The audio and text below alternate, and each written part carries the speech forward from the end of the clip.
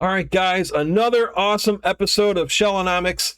We get excited to talk to you guys on a weekly basis, but of course, there's just sometimes you get a little more jazzed up. So today is one of those days. We've been waiting patiently to finally start cracking this box open. A box of nostalgia, a box of laughs, a box of great story, and a box of amazing artwork. With us again, as always, is our good friend Christian from TMNT Talk, another awesome Ninja Turtle podcast. We're going to start talking about Saturday morning adventures. So, Christian, I'll share my intro to this, and then you can share yours. Again, I am a big Turtle fan, but I didn't know when this came out right away. I'm sure you did, and I can't wait to hear your story. For me, I was at a local comic shop, and it was one of those big books. It might have either been the summer one or it was the one with Leatherhead, which we're going to cover here. And I said, wait a second. That looks like something from the past. Is this a vintage comic book? No, this says in the 2020s. This is current. Oh my God, the artwork. Dude, I am reading these. I'm flipping through and I'm reading them in Barry Gordon's voice for Donatello, Rob Paulson for Raphael. I'm like, this is insane. How did this come to be? And then I find out it's an ongoing series. So, dude, we've got to hear your thoughts. I'm sure you've shared on your podcast already, but take us back in Turtle Nostalgia here with the introduction of you finding out about Saturday morning adventures. Yeah, that was. I heard about it when it got announced, and I was like, wow, that's awesome. Like new stories from the classic cartoon universe. And it was originally a 4-part miniseries. And yeah, it was supposed like four issues, 4 new stories from the classic cartoon, and that's it. And I was like, yeah, that's awesome. That's cool. It's gonna be interesting. And well, it was a success. It was really a success. And then we got an ongoing series which will go up to issue 41. 41 issues of Saturday Morning Adventures, new stories from the 87 universe. And really, when we're getting through this is like for someone who grew up with the classic cartoon, who became a fan because of the classic cartoon, this is like really such a nostalgic trip because there's so many callbacks, so many Easter eggs, so many cameos, and like we're getting there because they really know what they're doing with this story. They really know their turtles. It's like they watched all seasons of the classic cartoon and then like, okay, we're gonna take a little bit of this and we're gonna bring that character back. I mean, as we will talk about it, they're gonna bring a lot of characters back that like had like only one episode or had an unresolved storyline even. So I gotta say, big fan of this. It's really a love letter to the OG fans of the classic cartoon. And yeah, when this came out, I really was happy, and I'm looking forward to every new issue that comes out. Dude, I can't wait to get into this. Just one spoiler I will share for those who are tuning in. We get our Christmas wish. Finally, we have the 87 Turtleverse in a Christmas theme episode. I can't wait to cover that one with you. But like you said, it started off as a mini series. So in the minds of who created this, I have not had them on the podcast. I do hope I get to have them on here one day or at least talk to them. So I'm not sure how this came to be, but we're just going to fantasize here. I'm probably wrong, but it's like, okay, we want you guys to test if the 87 Turtles can be in a comic. So what do? They don't do like a kid where they put their foot in the pool. Just imagine you're a kid and you're scared to go in. It's like, I'll put my foot in the water. Oh, it's cold, it's cold, it's cold. And you back out. And you do it again. Oh, it's cold, it's cold. No, these guys go in with the mother bleeping cannonball and have a cameo galore in this first issue you're going to break down. So feel free to take it away and get us started. Oh yeah, that was a really good start. Very first issue of Saturday Morning Adventures. The story was called We Are in Trouble. And the story is about the Donatello in the turtle lair. He has built a VR, a virtual reality system. And the turtle's like, yeah, we're going to have fun. We're going to play some games. And they want to test it out. But thanks to a thunderstorm, they get stuck in the virtual reality world. And in there, they have to play games, fight enemies from the past to escape this world. And as you said, there's like every bad guy that ever appeared in the TMNT cartoon seems to appear here and come out and fight the turtles. Groundchuck, Dirtbag, Toka, Razor, Tempestra, they're all there. And so the turtles play different games. Like one of them is like Mario Kart, like a kart game, and other stuff. It's really fun. And in the end, they're able to survive and finish the games, come back to the real world, and yeah, they're just happy to be back in the real world after confronting like all these enemies and playing all these games. And yeah, as you said, it's like the cameo issue of all cameo issues, and it's great for guys like us who like, oh, that's from that. Yeah, I remember that one. Well, great start. They just throw everything in here. I mean, even a NECA Toya artist, Aaron Hazari, I hope I said his last name correct, has done cover art for this. And, you know, you can see the passion with how the NECA toys are and how they align with this, because all the accessories for the NECA toys, you get Maltese hamster, all these little things that, you know, obsessed turtle fans like us would only know about are in this comic. You're going to see characters that were just walk-ons, just like, hey, I remember that, like, gangsters that were only in like one episode are in here, and they weren't even the main character, they were just a side character. Real quick, guys, all these issues are very accessible to find. Disclaimer, we're not getting paid to tell you, but you can check this out on Amazon if you need to. Your local comic shops, libraries have these.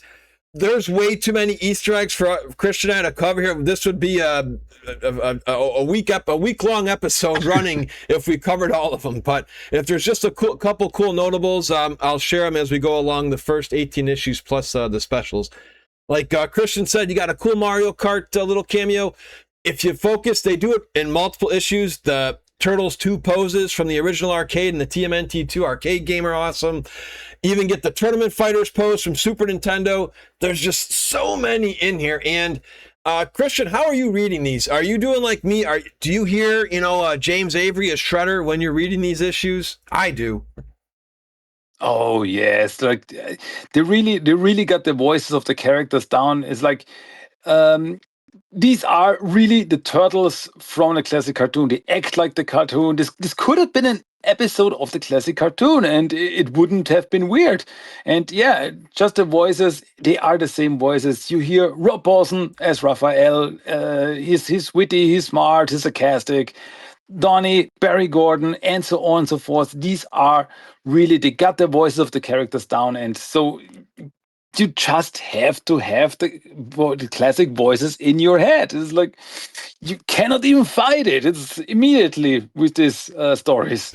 You know what's cool too is on our last episode, guys, of Shellonomics here on Spotify and YouTube, Christian made a good point in the comics. Like, why don't we get what if episode? You know, what if issues? You're getting a lot of what if in this entire series with what we're going to keep going on, especially in our next issue. We've got the Stone Warriors with Rock.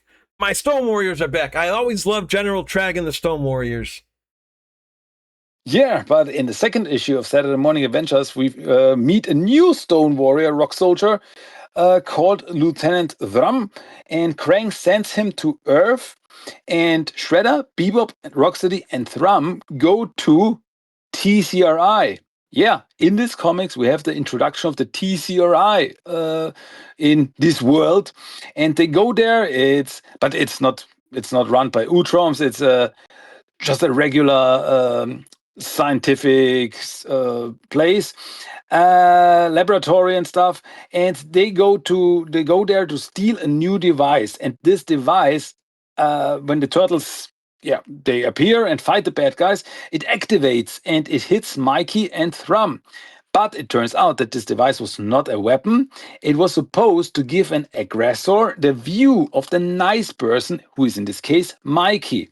So Thrum, who was really aggressive and angry, became chill and didn't want to fight anymore. He even goes to a concert for party, and there all the characters come together to fight, and he helps the turtles against Shredder, Bebop, Rocksteady, and in the end, he's like goes through a portal to another dimension to live in peace because he doesn't want to fight anymore. He's a peace-loving dude now, and good for him. So that was the second story here. Yep, I enjoyed that one. Coming up next, he had to come in somewhere, and you might as well have him if you're doing a mini series. And I just got to say, we'll probably say it at least 20,000 times in this. The artwork is impeccable, especially with the look of Casey Jones. I couldn't have done it any better if I hired and paid somebody $1 million, dude. The Casey Jones is so on point. Oh, absolutely. With the third issue called Super Casey. And by the way, I think Casey appears in this comics more than he did in the overall series. Oh, yeah.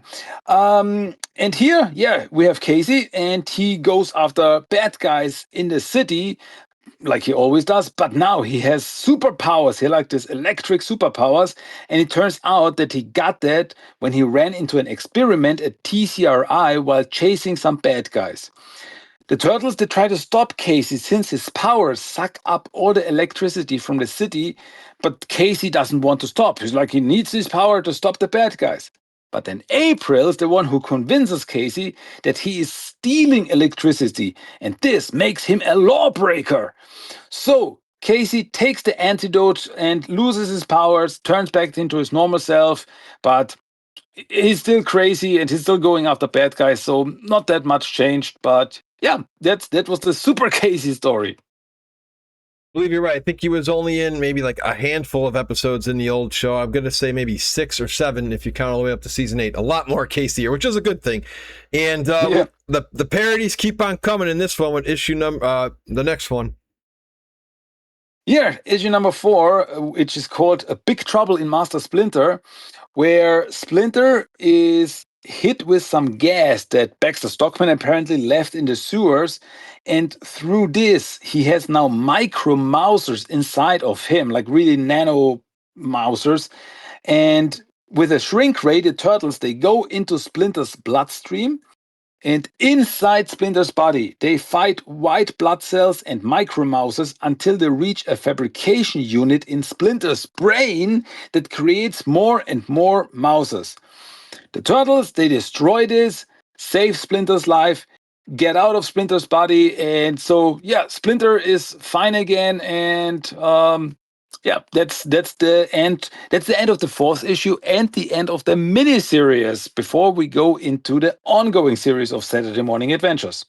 And here's just so much praise for this series as a whole. This was another thing. I think you can agree with me, Christian, that we as Turtle fans would have enjoyed a lot more in the cartoon. You know, after the cartoon, it was Power Rangers and X-Men for me. And what was great about Power Rangers and X-Men, they had a lot of miniseries, a lot of to-be-continued episodes.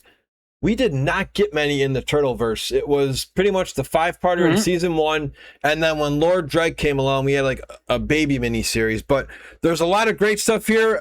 We'll get into Mr. Og later, but for now, we've got our buddy the Rat King with a little 2-parter here to kick things off. Yeah. Just the thing, you're totally right. Here in the stories, we have much more continuing storylines than we ever had in the classic cartoon. So yeah, some of the old stuff, some of the new stuff combined to create these comics. So now we go into the ongoing series of Saturday Morning Adventures with the first 2 issues, which is a 2-parter called The Turtle King, where the Red King finds a weird canister with some blue gas in the sewer. Well, he gets his hands on them, and he suddenly can't control rats anymore. But it turns out that he now can control turtles. So now the Ninja Turtles do everything he asks them to. The Turtles and the Red King break into TCRI to get some weapons. Meanwhile, Shredder, Beaver, and Rocksteady also steal a meteorite from TCRI, and after a battle, the trio escapes, and the Turtles, they get like this Iron Man-like armor. But Donatello stayed behind to find out how the Red King can get control of the rats again. At the lair, when the controlled Donatello attacks April and Splinter, April uses a stun gun, which brings Donatello back to his senses. So now they have to think about, okay, how can we save Leo, Mike, and Raph? Well, they have these battle armors, and they use them to steal cheese for the Red King and his, red minions. Donatello works on a stun gun that will bring his brothers back. The Red King wants the turtles to destroy a tunnel now that will cause a flood so that his rats can take over the city when people flee the city. But Donatello, Splinter, and April arrive to stop them, and the battle starts. With the stun gun, they knock out the Red King and bring the other turtles back to their senses. And then the Red King gets thrown into jail. And yeah, that's the end for now, but not the last time we see the Red King. Let me tell you that. We get so much. See, what I really enjoy about these two, Christian, you can share your thoughts here. How do you like, as you've read all of these issues so far, I'm catching up to you. How do you like the villains being portrayed in this? Because it seems like they have their goofiness, of course, but they seem more competent. Does that make sense? Like, this is kind of the way. I just always compare these Saturday Morning Adventures to season 1 of the cartoon, because it was silly, but it still had a great serious tone and plot that was, not as like goofy as season 4, 5, and 6 and 7 were. Yeah, you're totally right. Shredder is still Shredder. Bio and Rocksteady, they are still Bio and Rocksteady. But with Shredder and Krang, you really get like a feeling of that they are a threat. They really have a plan now. They really want to do something, and they're not just like bumbling idiots. Yes. And so yeah, you're totally right that and we also get some pretty cool action scenes here and there that were not that much in a classic cartoon. And I mean, really fighting with weapons and stuff. So yeah, as I said, it's some of the old stuff from the classic cartoon, but make it a little bit more modern. But they still keep the soul and heart of the original series. So I guess that's the magic formula. That's why these stories work so well for me. Yes, it keeps us engaged. We're not reading about woo-wee doing nothing where the bad guys pretty much had the turtles in their grasp, but Bebop and Rocksteady screwed up and the Technodrome falls. None of that. Also, we forgot to mention, too, which we were just too excited to get in here. Michelangelo's got his nunchucks back, guys. They're back in, but grappling, it's nunchuck Mikey. So coming up next, this is the one where you just ooh and ah. This is, again, if you guys are just listening to this, we don't have a video here, but the artwork in this next issue we're about to cover, this for me is comparing when you're driving around nighttime at winter and you just see beautiful Christmas lights, because the artwork here is exactly what season 3 of the old cartoon looked like to me. Oh yeah, that's the art by Dan Schoening, and he really look at the comic and you really have a feeling like this is taken straight from the cartoon. It looks like screenshots from the cartoon, but it is drawn, and so it's really perfection. It's really awesome. So yeah, the third issue of Saturday Morning Adventures is a voyage to Turtlantis, where the turtles investigate an anomaly under the sea, and they find another underwater city called Turtlantis. They even have a callback to Atlantis from the 7th season, and like they're kind of neighbors who don't like each other. And there in Turtlantis, they have to fight in an arena against their champion who arrived in the city and doesn't want to leave. And that someone turns out to be Slash. And yeah, Donatello has to develop a plan to get rid of Slash. So they flood the whole city, and the turtles escape with the submarine, Slash on their trail. Turtles are able to lose Slash, and so yeah, he's out of Turtlantis, but he finds a small island and he lives there in peace, and he's totally fine with it and totally chill with it. And so yeah, that's the end for Slash for now. So this is the one I definitely can recall as we're going over this once again. This is the first time I laid eyes on this beautiful series of Saturday Morning Adventures with swapping paths. But before you get into it, who would win in basketball, Shredder or Half Court? Maybe they'll give us that matchup, because there is that spot here where Mikey's thinking, you remember that spot? And he sees Shredder playing basketball. So maybe we will get that one-on-one next. Well, it's coming to an end, but hopefully maybe we'll sneak in there, Shredder versus Half Court. Yeah, I mean, we're still missing Half Court as a yes. or as a character, so Fingers crossed. Well, yeah. So with Saturday Adventures number 4 and number 5, we have another two-parter called Swapping Bats, where Shredder and Krang, they have now this meteorite that they stole, and they want to use it to forge a sword. But to cut it, Krang needs a zero matter scalpel from Dimension X. But unfortunately, it gets sent through a portal, but it lands in Florida, and Leatherhead finds it. So Donatello and Raphael go to Florida, while the other two turtles stay in New York. In Florida, they meet Rasputin and Atula, the two punk frogs, and then get attacked by Leatherhead with the scalpel laser. After some fighting, the scalpel doesn't work anymore, and the good guys defeat Leatherhead with the help of a wasp nest that falls on Leatherhead. But Shredder is able to grab the knife, the scalpel, and the two turtles. The turtles don't check it. Like Shredder takes it from the shadows like a ninja, and the turtles then like, okay, it's over. We go back home. Which brings us to the other side. What happened meanwhile in New York with the second issue, where Genghis and Napoleon arrive in New York to help the turtles. And that's when Baxter Stockman appears, and he kidnaps April to lure the turtles into a trap at the Floxy Theater. Turtles and frogs arrive, and the turtles get stopped by a device that affects reptiles. But as the frogs are amphibians, it doesn't work on them, so they defeat Baxter Stockman and destroy the device and save April. Baxter flies off, and meanwhile, Shredder and Krang get ready to forge the Forever Blade. Da-da-dum. As I said, like continuing storylines here, something new.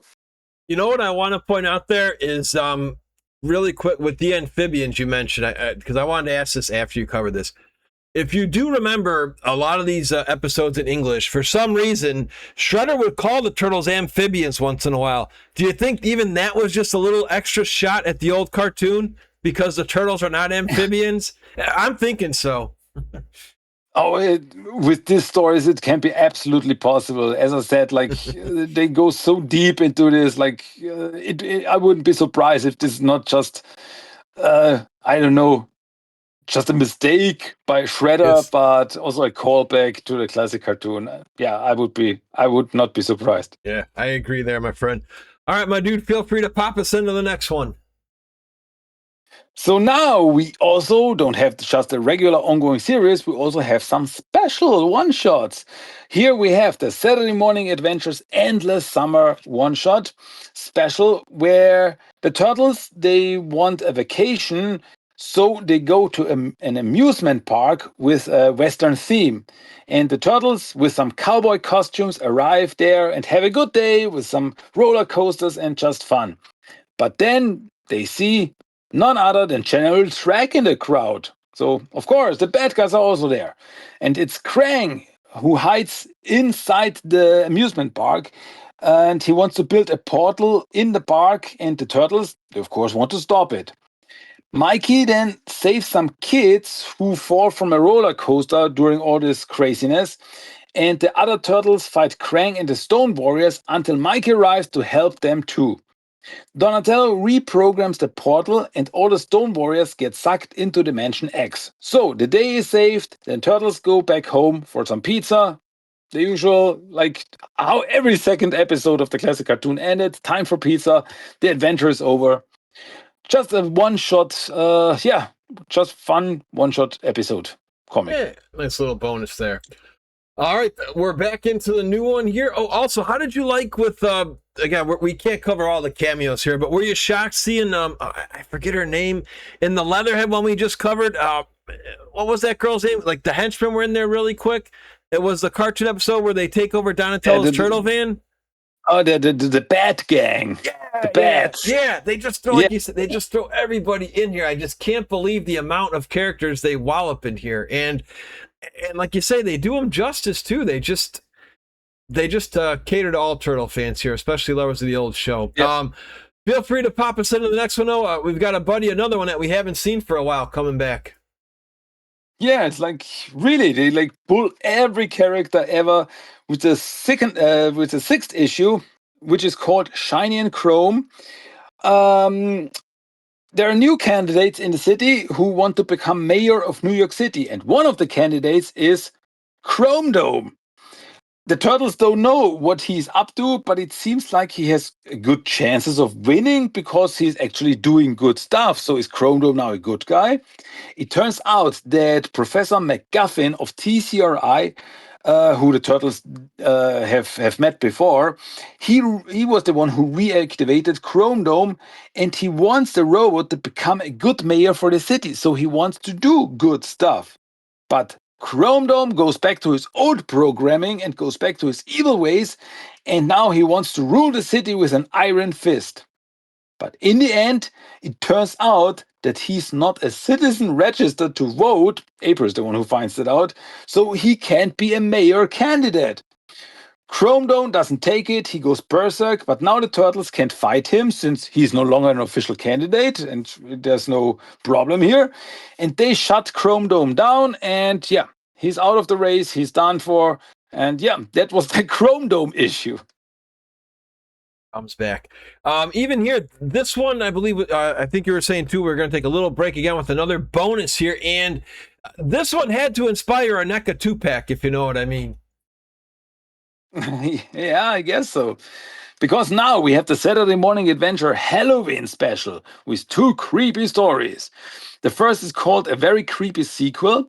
And yeah, that's the Halloween story. It's Halloween, and when the turtles are like walking in the streets, they by accident say Creepy Eddie's name 3 times, and that summons him. Like, remember Creepy Eddie? Just one episode. He was the nightmare bad guy. And Creepy Eddie is back, and he sends the turtles into a nightmare world where they are confronted by nightmare creatures like living pizza zombies, ghosts, and different monsters that Creepy Eddie turns himself into. They are also sent into a black and white world where they fight movie monsters. But in the end, Creepy Eddie is defeated because the Nightmare King, who is supposedly the boss of Creepy Eddie, he hates Creepy Eddie's puns and drags him into the underworld. So he's done for, okay. But then we have a second story here called A Spirited Duel, where Krang and Shredder, they still try to forge the Forever Blade. So it's a story that connects to the main story here.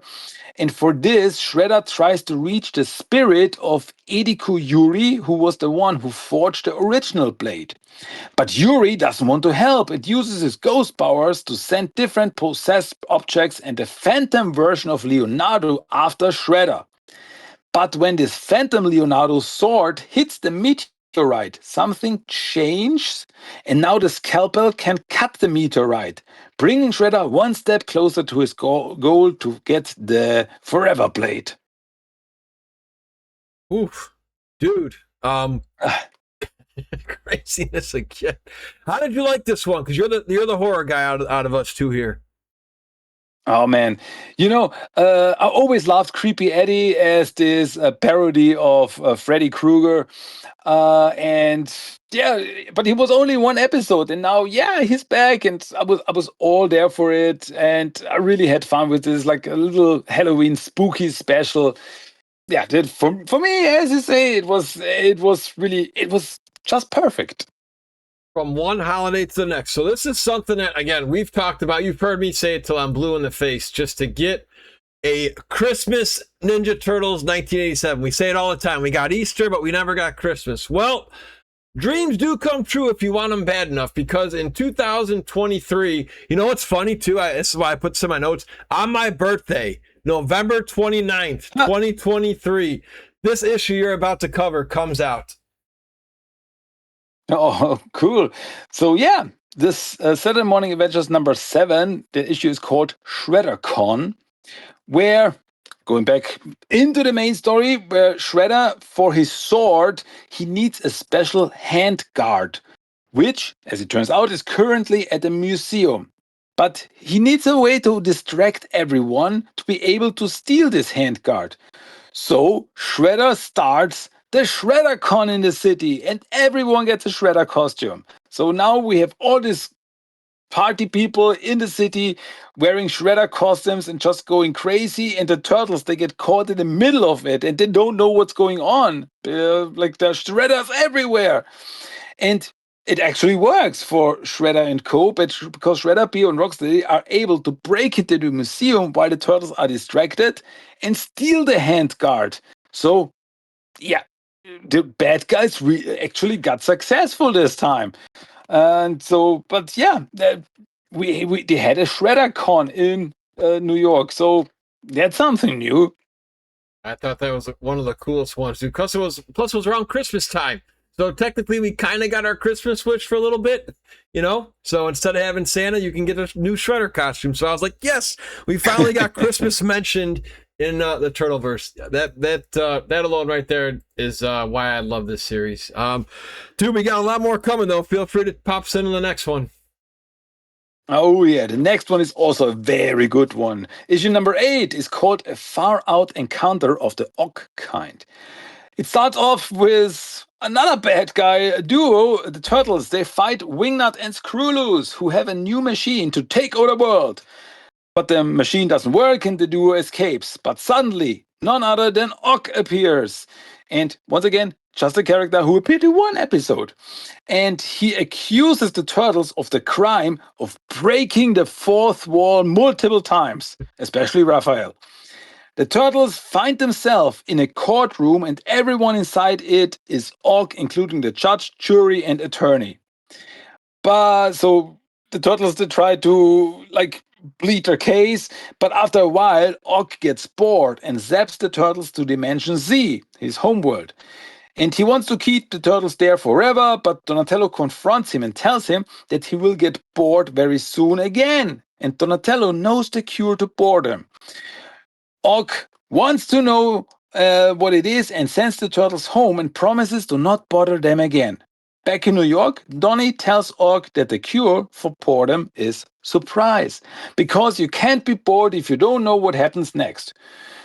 Ock is furious with this non-answer, and he goes back to Dimension Z, but promises to return and get his revenge another day. So yeah, Mr. Ock is back, and I gotta say, I really love what they did with Mr. Ock, like turn him into this imp, this omnipotent imp who can do anything, change reality, and also break the fourth wall. And I'm just a big fan of this new and improved Mr. Ock.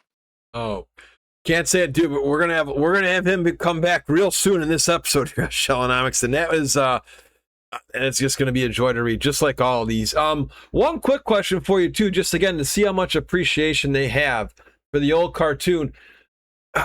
For me, I was very grateful for this. Were you happy as well to see Rocksteady get his helmet back?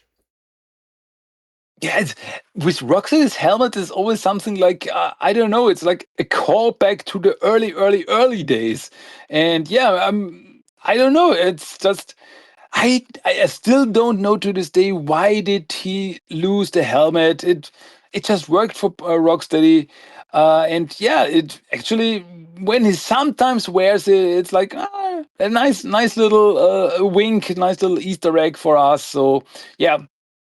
I always like it when he wears it. Yeah, it's the same when the Loyal Subjects figures, the minis, they had his helmet, and even NECA brought his helmet back with the accessory pack. So again, just Turtle fans, we appreciate when you go all out and go the extra mile to get us back what we appreciate. And it is a shame that he didn't keep his helmet for the other seasons. I think that's why a lot of people, at least me, I always lean towards Bebop more than Rocksteady. But coming up next, we still got a lot more. The hits just keep on coming here.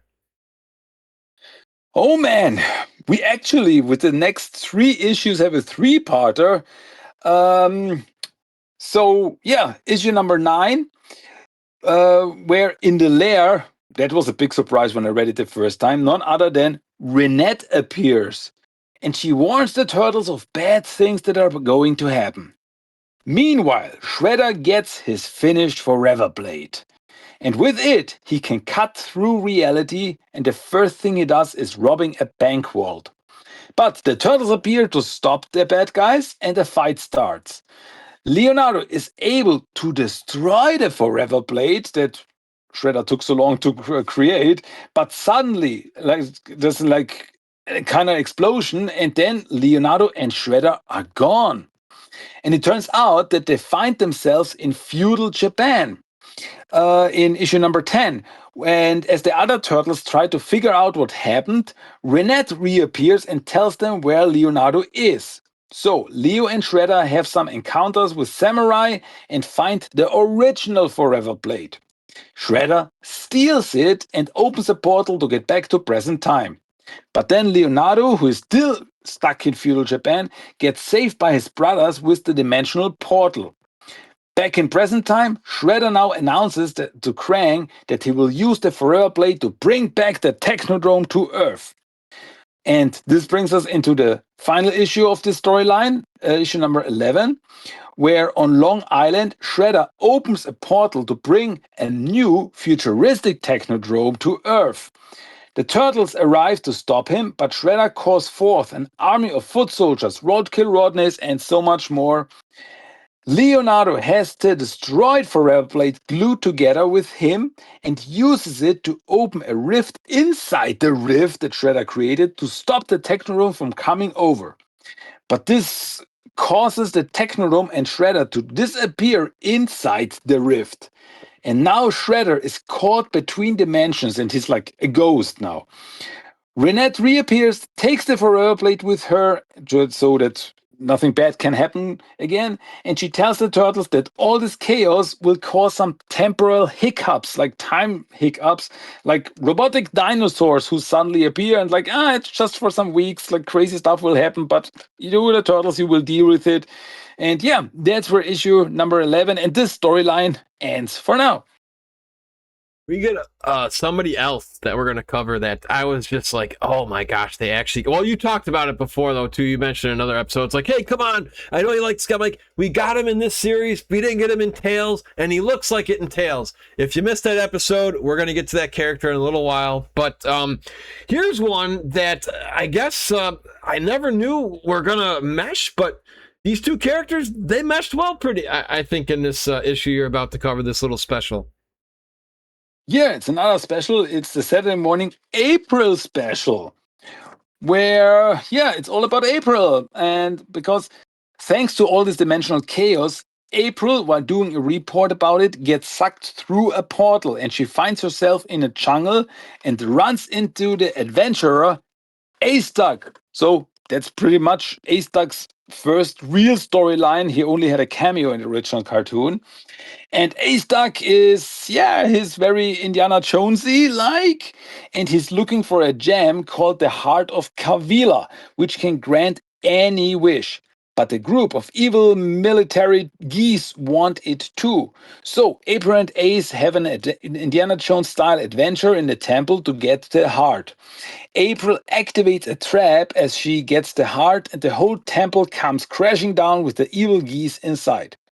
To get out, April uses up her wish, but Ace Duck uses his wish to help April to get back to her world. So April says farewell to Ace and arrives back in New York. That was like the main story, but there's also a backup story in this issue where Mikey and Raph run into none other than Mona Lisa. Yeah, they're bringing everyone back. And they team up to stop an evil gangster called Don Tortellini, who is actually the cousin of Don Tortelli. And the trio, they crash into the bad guy's hideout, but he has a weaponized armor and fights the team. But Raph, Mike, and Mona work together, defeat the bad guy, and then they celebrate with pizza on a rooftop. So, yeah, Ace Duck and Mona Lisa, one issue. What more can you ask for? Dude, this is the way this is going here. Another analogy, because I am a sports guy. You know, it's when you're playing basketball and you're either just in your backyard or you're shooting, somewhere, and you just can't miss and you're in the zone. This is what Saturday Morning Adventures is, right? They are just so locked in. They just can't miss. Because even the next episode, if you were to tell me they were going to do this, and I was going to play, like they say, a Monday morning quarterback. For those who are NFL fans, that's pretty much after the game's over Sunday. Oh, yeah, they could have played this and that. And I have no critiques about this one you're about to cover with the Odd Olympics. Oh man, yeah, another three-parter actually. And I remember back then when I saw the cover of one of this issue, I was like, "Oh my God, is this really gonna happen?" Ah, what am I talking about? Let's find out. With Saturday Morning Adventures number 12, where after the turtles they fight a new character called Billy Boom, who is a mutant goat. Suddenly, after this fight, a little kid appears and asks the turtles for an autograph because he's such a big fan. And the kid turns out to be Og. He's back looking for revenge, and he wants the turtles to face three challenges. So he steps the turtles away. And well, the turtles don't have much of a choice, and they land in a cave where they face a big dragon. Mikey is able to distract the dragon with his dance moves and knocks the dragon out. So the turtles win the first round. But then the turtles get zapped into an arena where they are confronted by Mirage Leonardo, 2012 Mikey, 2003 Donatello, Rise Raphael, and Janica. So this brings us into the next issue, number 13, where the turtles have to face their other versions and each turtle gets zapped to a different place. So Mikey fights 2012 Mikey. Donatello fights 2003 Donnie. Raphael fights Mirage Black and White Leonardo, and Leo has to fight Janica. So each turtle confronts another turtle, but just the two Mikeys, they go out to eat some pizza because they are Mikeys. But then Rise Raphael comes in, surprises Mikey, and knocks him out. So the turtles have lost this round. But then it turns out that these were not really the turtles from another world, but Creepy Eddie, who posed as these turtles, working together with Mr. Og. Og zaps Eddie away so that the challenges can go on. And for the next round, Og sends all the turtles' enemies, past, present, future, against them. So once again, a big cameo issue with number 14, where the turtles fight all the enemies, including ones from the future. So we have cameos by Lord Drag and a character that we don't know yet about, called the Red Queen. Donatello is the one who realizes that if the turtles have enemies in the future, they must win this battle.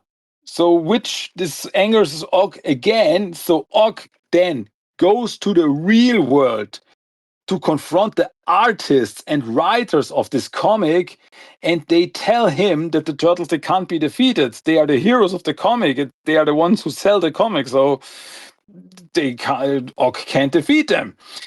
Og sees that the turtles have won again and zaps all the bad guys back to where they belong. As the turtles arrive back in New York, they lose their memories of all this and don't know about the enemies from the future and all the other stuff. But in another dimension, the Red Queen arrives at a mysterious place to talk to some other mysterious people about these very interesting turtles. Yeah, that was the end of the Olympics. Crazy. Just we have to recap a little bit on this, just because this is probably my favorite so far of the entire series. You know, they keep, because like we've said before, cameos can be a good thing, and sometimes it could be overkill. I didn't feel overkill in this one. It worked. It was cool to see it in Tiger Claw in here. I hope one day we get Tiger Claw and somebody else that's coming later to kind of butt heads. So I don't think you would have changed any of the characters they chose for each of the, the goats, so to speak, like of each turtle realm. We've talked about Rise before. We felt Donnie, it was the Donnie show, but Raphael was the leader, and I do feel Donnie in 2003 was okay. I mean, was there anything, I guess, you would have changed just in hindsight there? Because Leo's the first one, right? So he had to be the black and white one. Mikey is Mikey in 2012, right? Yeah. So what would you have changed? I don't think. I think it would really keep it that way. It just really works so well. I mean, just the two Mikeys, they're both goofballs, so it's so cool to see them together. I mean, even though it was kind of an illusion, but still, they got the characters pretty much right. So that was just too good. And yeah, black and white turtles. It's always cool to see in a color comic. I don't know. It's just so cool. No, I was really happy with what they did. I mean, even Chenika got her little cameo in there, so it's all just such a nice little laugh letter for the fans. And yeah, I know once again I'm repeating myself, but I'm really happy and I really love this comic. Oh man, and we even had who was on Alpha 5. I think he was in the like the trailer one, but he Yeah. came back. I really enjoyed seeing Jenica as well. I think that was a nice little treat for those who are big fans of IDW, because why not? It's a part of Turtle nostalgia, so throw them in there. What else did I want to ask about this? Oh, how did you like just the dialogue again too? There's one spot. There's still 23 pages left on this storyline, so they still know how to break the fourth wall just to keep it there to take us outside the box. How did you like Scratch being involved in this too at the end with the Rat Queen? Yeah, I mean we're getting more characters of this kind, but yeah, to really see Scratch like introduced in this world, like oh my god! I mean, Scratch he was only an action figure and appeared in one video game, but he was never in a classic cartoon. And now we finally get a real character, and we're getting so much more later on. So I I don't know. I can only say good things about this comics. They really like bring back so many classic characters, but also introduce some new characters or characters like new version of characters from other universes. And I mean, just earlier we had Renette. Renette appeared in '87 cartoon style. That was just perfect. And yeah, it's so much going on in these comics, and yeah, there's still so much to look forward to. I said they just can't miss. They're on fire because there's Turtle fans out there who are, maybe not as diehard as us, but they're sitting there like, I used to have this action figure. He wasn't in many episodes, but he was cool. I think he was a bunny. It'd be pretty cool if he would be in these issues, wouldn't it, Christian? Oh, that would be fantastic to have Usagi Yojimbo, or even have it a special. Oh, wait a minute, we're going to talk about this special right now. And yeah, this is a story that really, really made me happy, because if you remember in the classic cartoon, he was in 2 episodes, and he never, in the end, it was promised, yeah, we're going to send you back to your own world one day, and we never saw him again. But even here, Saturday Morning Adventures, they pick up this storyline and give us a Teenage Mutant Ninja Turtle Usagi Yojimbo special. That's like a continuation of this storyline. And once again, another cameo day to get in here, because it starts off with Usagi, who's still in New York, confronting the Crooked Ninja Turtles gang. And the turtles then arrive and they meet Usagi and tell him that after all these years, Donnie found his home dimension and can send him back. Finally. So, Usagi then invites the turtles to go with him to his home world. So, which they do. But there, in this feudal Japan, shadow warrior creatures have appeared and they control the land. And their leader is Lord Desmodus, who is like a bat-like alien, very much like Wingnut, and he's living in his castle. So the turtles and Usagi go there and get confronted by these shadow warrior creatures that can only be defeated by light. But the turtles let themselves get caught to get inside the castle.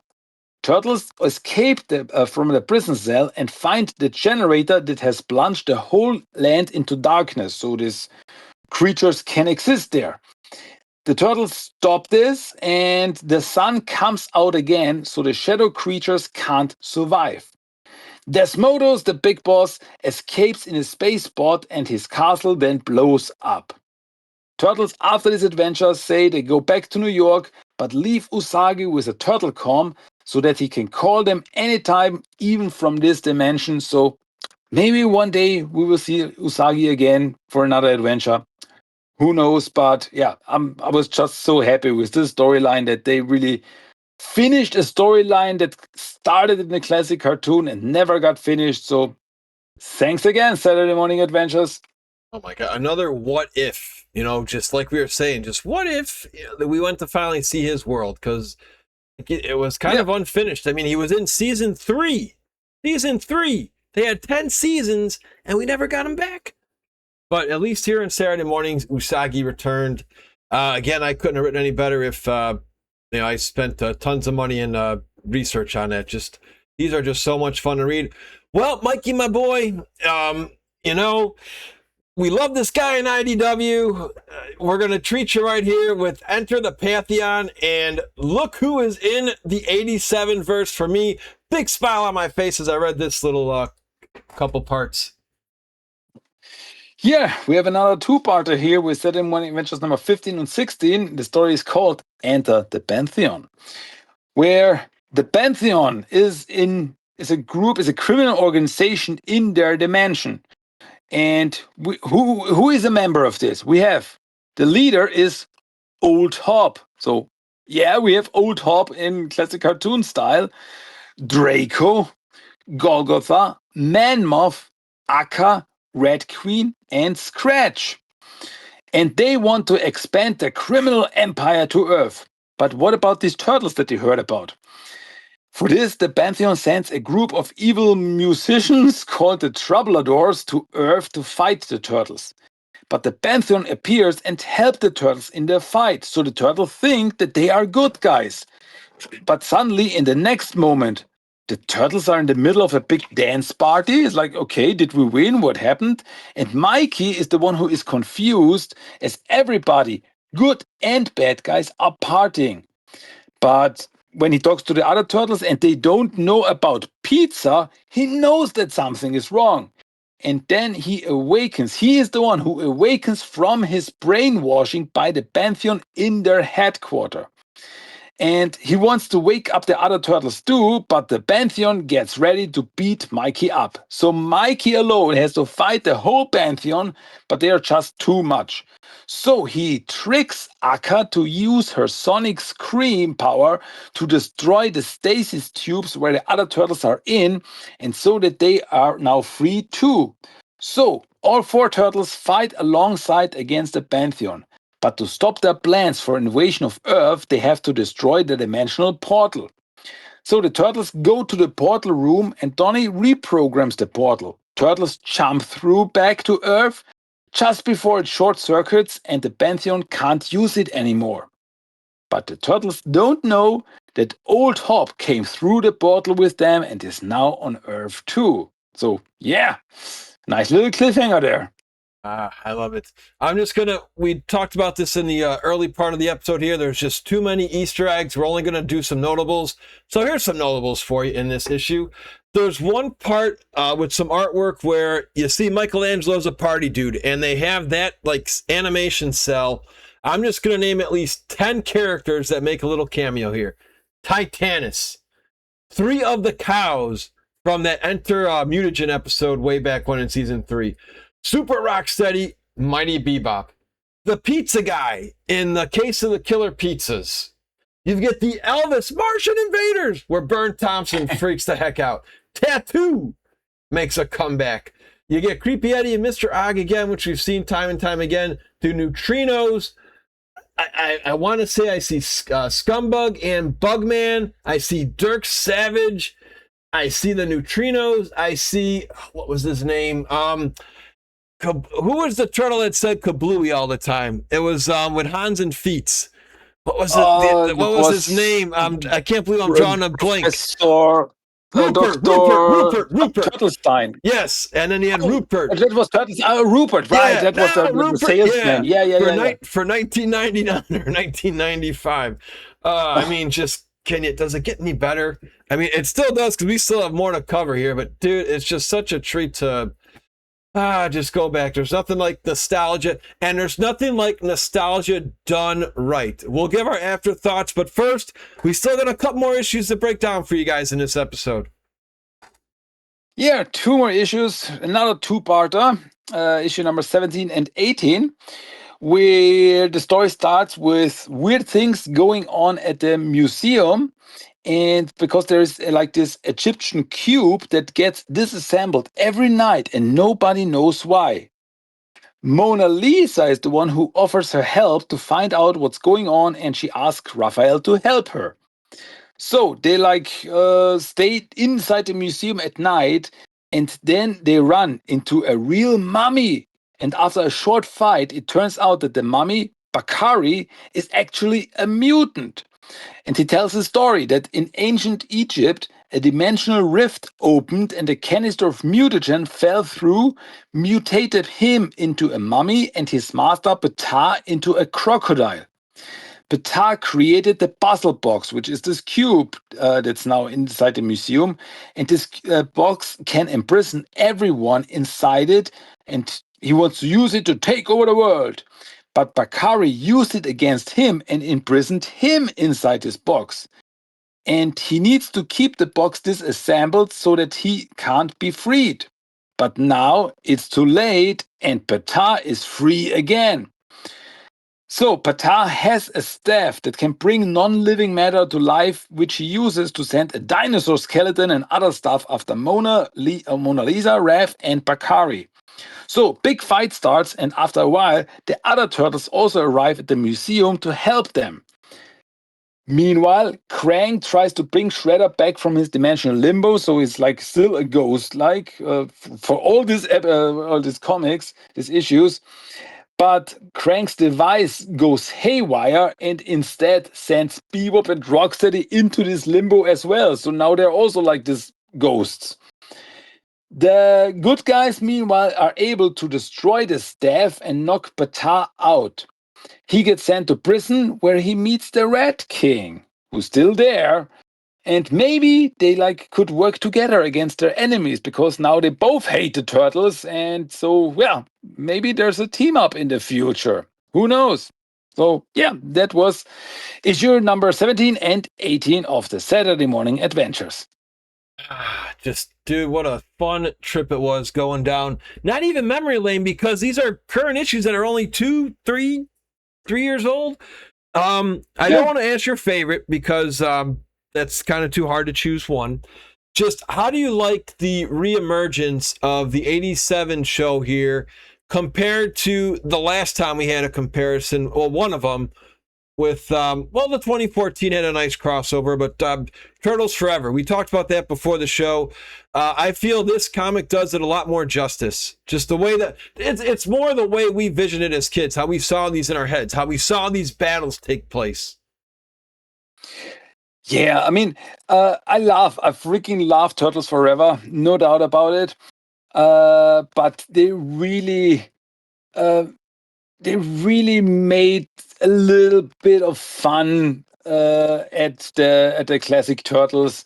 Like they were, classic Turtles, classic cartoon was goofy, but the Turtles could also be serious. Especially Leonardo, and now in the Saturday Morning Adventures here, they really do these characters justice. They are pretty much the same characters. Rev breaking the fourth wall, Mikey most of the time talking about pizza, Donatello making the craziest inventions, and Leonardo being the serious leader.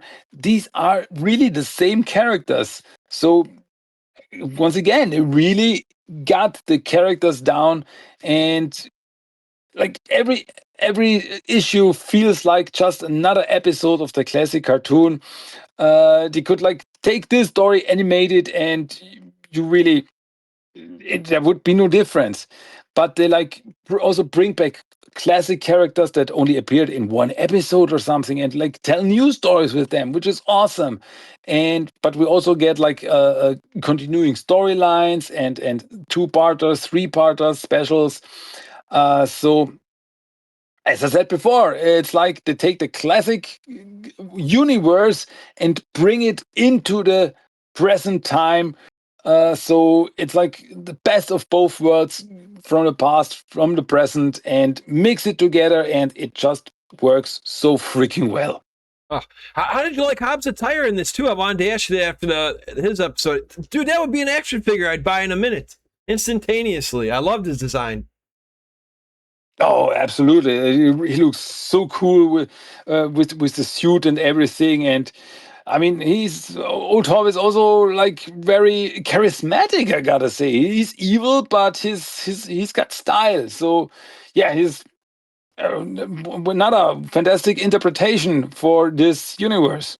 You always had that swag. And yes, in Turtles Forever, the only one they really didn't poke fun of was Master Splinter. He was the only serious one that the 03 series, was okay with. In the 2012 show, we've talked about those crossovers as well in previous episodes here on Shellonomics on YouTube and Spotify. They were getting there. They still made goofy, but they at least, could fight a little bit. This feels so violent. But here, the third time's a charm. They didn't hit just a home run. They hit a freaking grand slam. And what's great is we've only got issues up to 18 covered. We've still got a lot more here. Dude, is there anything else you want to mention here just because how much we freaking love this? Kudos to Eric Burnham. Kudos to Sarah Meyer. The other artists you mentioned, just anybody who's done anything to contribute to this, whether it's the story, the artwork, the cover art variants, all of these are just astonishing and amazing. Oh, yeah, absolutely. I mean, you really feel like there's so much love in this story, love for these characters, love for this universe, and they really did their homework, like callbacks to, I think in one of the issues, Mr. Ogg even mentions like, yeah, last time I was in this universe was back in episode 42 or something. I looked that up and it was really the Mr. Ogg episode was episode 42. So they really did not just like throwing a random number in there. Like, no, they really got it down. So yeah, it's so great. And as we mentioned before, this series will end with issue number 41. Which is really unfortunate. I would have really liked to see it going on. But hey, 41 issues, some specials, and a 4-part miniseries before that. It's really respectable. It's really I'm impressed that it really got that far, but it only shows that there's still so much love for these characters, just from people our age, like, oh my god, these are the turtles I remember. So yeah, it seemed to work really well, even like for people to buy it so much that they just kept going. So yeah, I can only say good things about these comics, and yeah, I'm just happy. I'm grinning from ear to ear when I'm reading these. So nothing to complain. Oh, I agree. I wanted to ask you one personal question here that I'd like you to answer for our viewers here, because in your Discord, what's really cool is you are the male April O'Neil. Every one day of the week, you always let everybody know when the new comics are coming out. So my question to you is this: do you just look at the cover, or do you also read the preview? Because for me, I was one spoiler. I hope I don't tick you off by sharing a spoiler, but I try my best. If I see the artwork for a movie, poster, fine. I try my best to avoid trailers because for me, they kill the surprises. So a quick little mini rant here before I hear your thoughts is the new Spider-Man movie that's coming out in a couple weeks. Frickin' Twitch showed me an ad that the Hulk is in there. Dude, I would have been so much better off not knowing that. So, it's like, yes, I heard the Punisher's in there, fine, but it's like, you got to save some surprises, guys. You can't throw, as the saying goes, put all your eggs in one basket. So, like, for these issues here that we're reading, I like being surprised all the way. So I was just curious, because you've read a lot more comics, you're more experienced in this field. Do you just look at the cover art and be like, ooh, what's going to happen? Or do you actually read the sneak peek as well? Just curious.